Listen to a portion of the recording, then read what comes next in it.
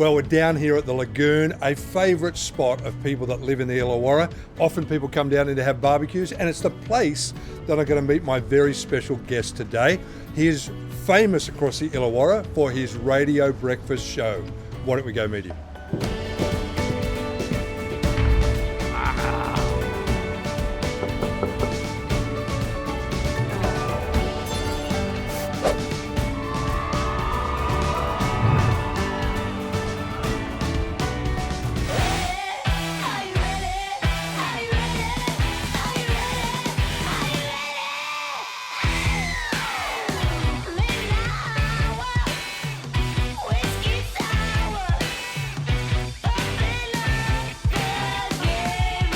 Well, Marty, we're down here at the Lagoon. I know you moved to Wollongong 18 years or so ago. What do you love about Wollongong?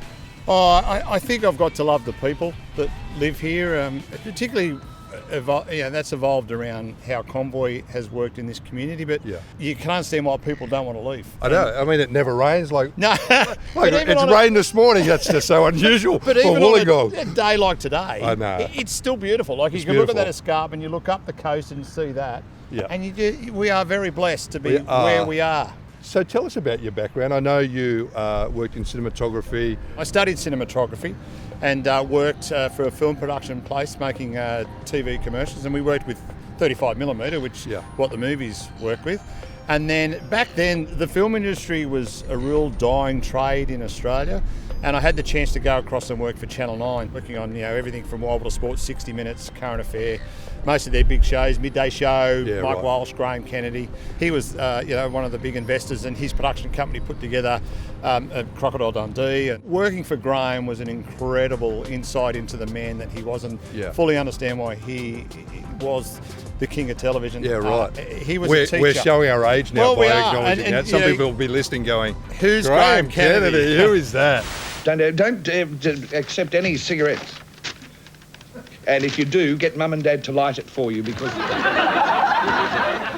you mustn't play with matches. Has this been checked? So, Marty, you've achieved a lot of things over the years. You are, no doubt, one of the more famous voices in the Illawarra, I think, on radio, and very much a cross-generational audience. So what do you think's behind the success of that? As I said earlier, with learning and working for Graham Kennedy, he taught me a lot about being yourself, and you've got to deliver that through the microphone or through the television screen, whichever you chose. But not everyone's going to like you, and that's just part of life. And I accept that. I could easily walk away from the business. I could go and sit in a truck and drive a truck.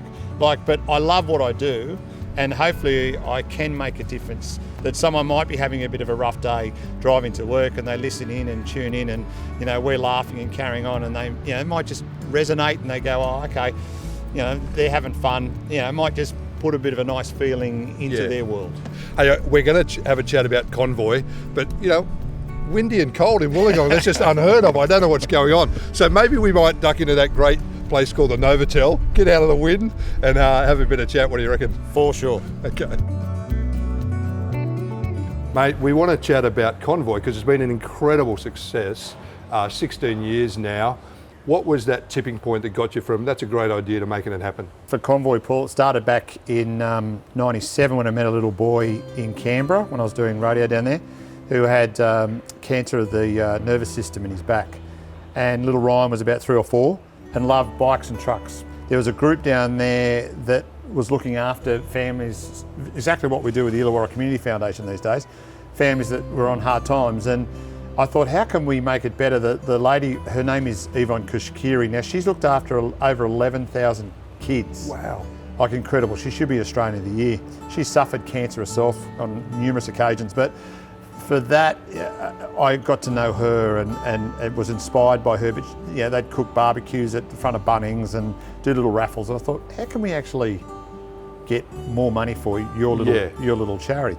So I had a chat to, I love my trucks, and I thought, I'll have a chat with you. Why don't we start a convoy? So that's what we did. We started a convoy in Canberra.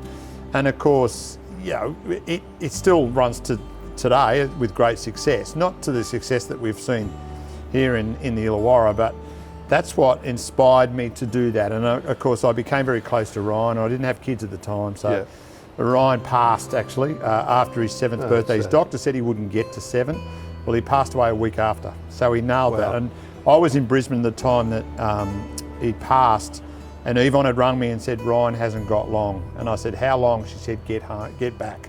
So I got on the first flight I could, flew back, and he knew I was there, and he died the next day. But his legacy, I still have his photograph on my bedside table, and it was a shot I took about 3 weeks prior to his death, and he lived through. And I always and have said, remember driving back from when we had Taylor 20 years ago, and I said to my wife as we're driving around Lake George and going back to Canberra, and she was pregnant at the time, I said, I've got a funny feeling that Ryan's soul is with you. She said, I've had that feeling since day dot. What about the early days, though? It was, I guess, obviously smaller, but was there a point at which you thought this thing's going to get massive? Oh, I thought after the first year, because the first goal when we set out to do it in 2005 was to just raise $20,000, and we ended up raising 52. And I thought, oh, we've got something here.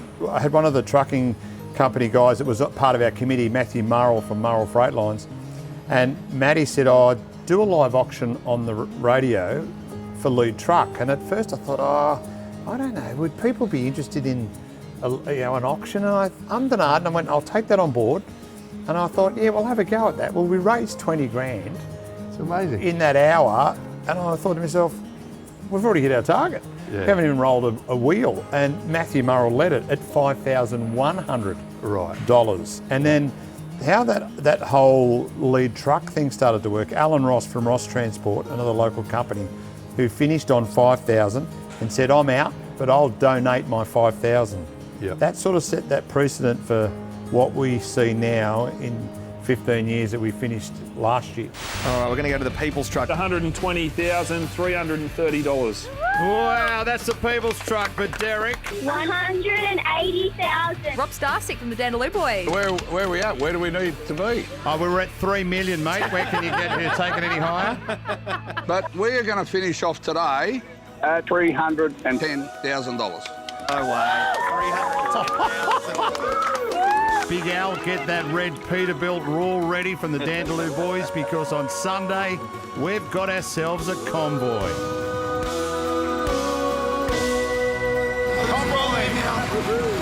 It's clear that the Illawarra loves this event, and I guess that speaks to the kind of people that live in the Illawarra. They just love this kind of thing. Oh, they sure do. I mean, you've got to be very transparent with anything you're doing. Your fundraising, doesn't matter whether someone gives you $5 and puts into a bucket to 500,000 to lead. Everyone is just as important as each other, and that's been a real strong point for what we did with Convoy and keeping the money local. And that's why Convoy's worked here. That's why it works in Canberra. That's why it works in Geelong. You've got to keep the money within your community so they can see. Yeah. They can see who you're helping. We believe that people that are successful actually have a different attitude to the way they see their Monday. So what about you? Monday mornings, 4 a.m, what are you thinking? Oh, I enjoy work. I actually love what I do. I've always had the philosophy, it always be positive or turn a negative into a positive. You know, lately, you know, we've seen with COVID-19, we tried to put a bit of a more of a positive angle onto the whole scenario of it. Turning it in, you know, what are you doing that you didn't do while you're at home all the time?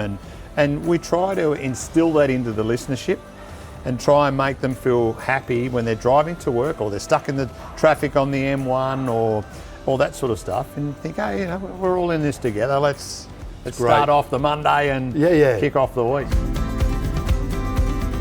So Marty, obviously in radio, you get to interview a whole range of people from, as we said, great community people to some pretty famous people.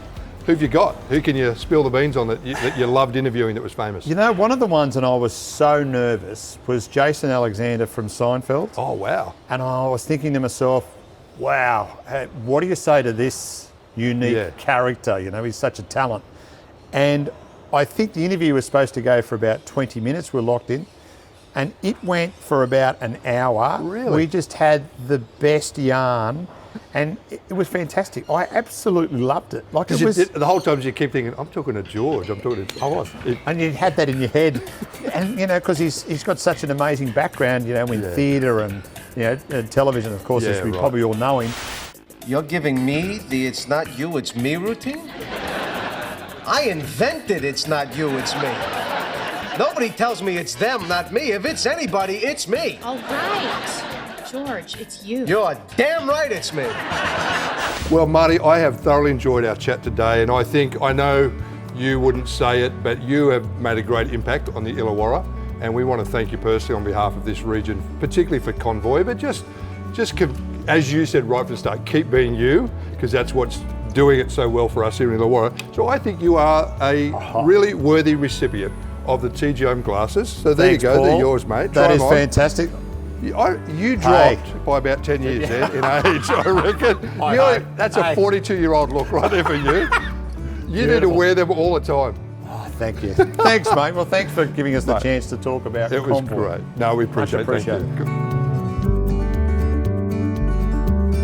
At TGIM TV, we love to spotlight the local Illawarra spirit and highlight people and businesses that see life with a different perspective. So here today I am with Lisa and Helen from the E-Project. Thanks so much for joining us today. Thanks for having us. And Helen, do you want to tell us about the E-Project? Yeah. So the E-Project is an organisation that supports female survivors of abuse. And at this stage of our project, we're providing supported work experience and pathways to employment. And to do that, we established a social enterprise, which is just a business, to both create revenue to support our project, but also to create work experience for the women that are in our program. I love that. Yeah. So Lisa, you take on the business side of Eve & Co. What does that mean for you guys? And we've all had to adapt and change during this season. How has Eve & Co pivoted? Yeah, so I head up Eve & Co, which is a hospitality-based initiative. So I work with the women in the kitchen, teaching them about cooking and whole foods, as well as on-the-job work experience. We offer catering services and pop up at festivals, and of course they've all been cut because of COVID, so we've had to adapt. We've just started doing take-home meals so people can enjoy our wholesome meals at home, and that obviously provides regular revenue but also regular work experience for the women working with us. You guys are doing an amazing job. How can we support you going forward? Yeah, well, jump online, have a look at our website, look at our merchandise, order our take-home meals. Enjoy us as a caterer for you for any upcoming special events or for work projects as well. Thanks Lisa, thanks Helen for joining us today and really highlighting an important social issue for our community. So thanks for joining us today on TGIM TV. We hope it brings purpose to your week ahead.